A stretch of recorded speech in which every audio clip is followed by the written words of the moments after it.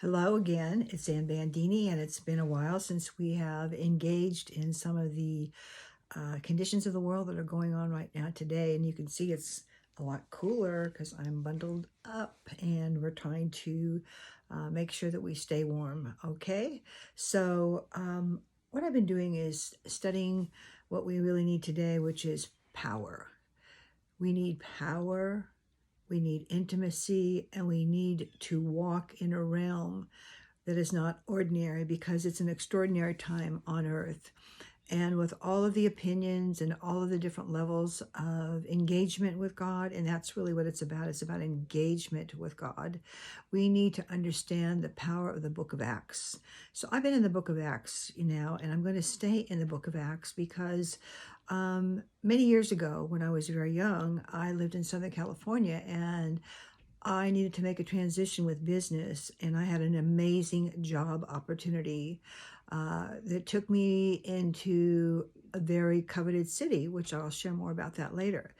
And my daughter was away for 6 weeks with her grandmother, and I had the most freedom that I normally never had, was to spend time with God in a way that really I didn't have any other obligations. So at that time, I read the book of Acts, but I read the 4 Gospels in the book of Acts 4 times in 1 month.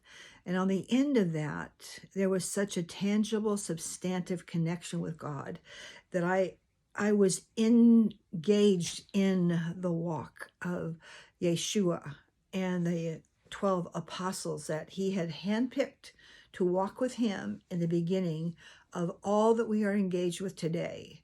But yet there are many platforms and many interpretations. So today in my research, or in the last few weeks, I have been in Wilmington, North Carolina for just a little over a year. However, what was brought to my attention was the most saintly woman alive in North Carolina is Anna Roundtree, who wrote 2 books called Priestly Bride and Heaven's Open, which came out in about 2000. I was given one of them when I was in London in about 2006, something like that.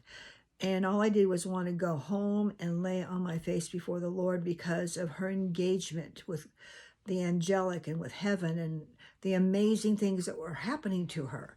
So I highly recommend that if you want some power today, it's not about an institution. It's not about an organization. It's about a relationship with God.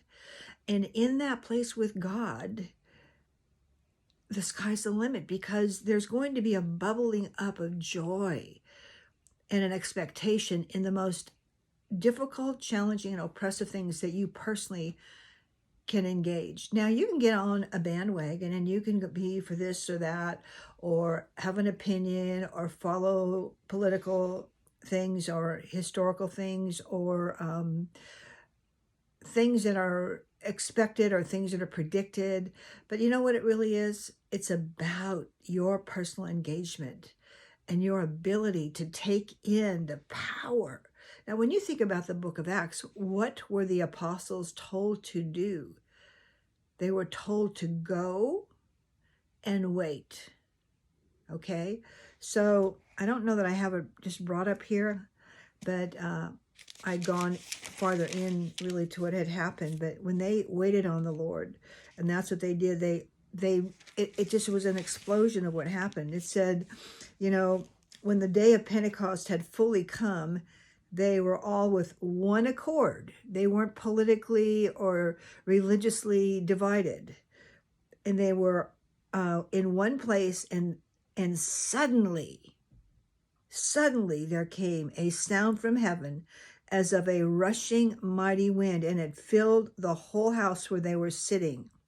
Then there appeared to them divided tongues of fire. The fire of God fell, the fire. And one sat upon each of them, and they were all filled with the Holy Spirit and began to speak in other tongues as the Spirit gave them utterance. Wow. I mean, that's available. That kind of life is available if people don't want to get into the minutia. Just get into a living room and just study the book of Acts. You don't need to have spiritual leaders. You just need to have a hungry heart. And you just need to have such a desire that you want him so desperately that no matter what the situation, the circumstances, and the needs are, he will be your all in all. And if that's done consistently, daily, preciously before him, this is what's going to happen to you. It says, and it's so powerful. And it says, with one accord, is being unanimous, having mutual consent, being in agreement, having a group of unity, and having one mind and one purpose.